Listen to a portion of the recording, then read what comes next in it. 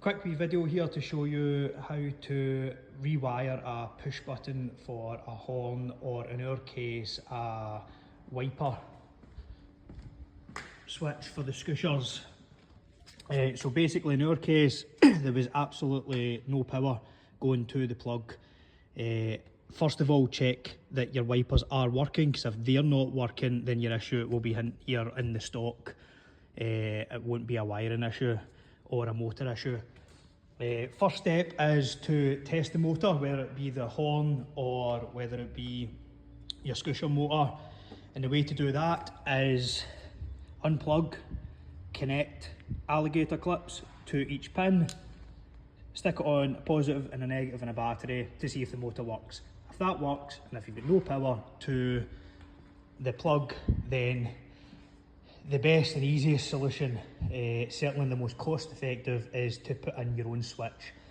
There's been a few videos on this and some of them, they're way more confusing than they have to be. So this is just a simple breakdown of it. Basically, you need 3 lengths of cables. That will be different depending on the length, will be different depending on the type of car. So this is a Polo, and we got 3 lengths of the cable with some to spare out of a 10 metre cable off Amazon. So basically 3 cables.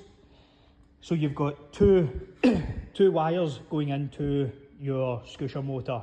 Again, works the same with your horn. 2 wires going in there. You need 3 cables. So here's exactly where they go. First cable goes from positive down to one of the cables in your motor, okay? Second cable goes from the other cable in your motor straight through to one half of the switch. And your third cable goes directly from your negative all the way through to the second half of the switch. Now what that means is you've got a constant positive going to your motor, and then the other switch goes up to half.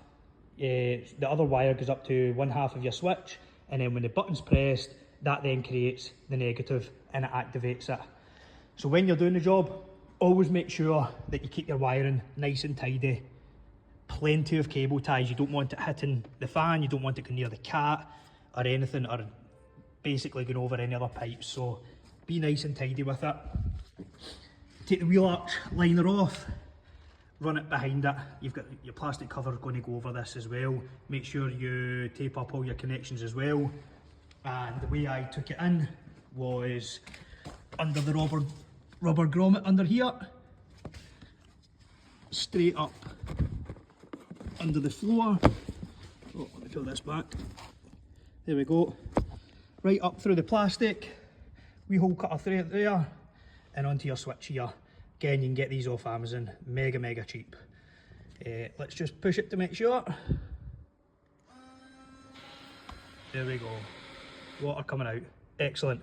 So again, it's a solution to a problem. For example, if you take this to an auto spark, you're going to be looking at £200–300 minimum just to even look at your car.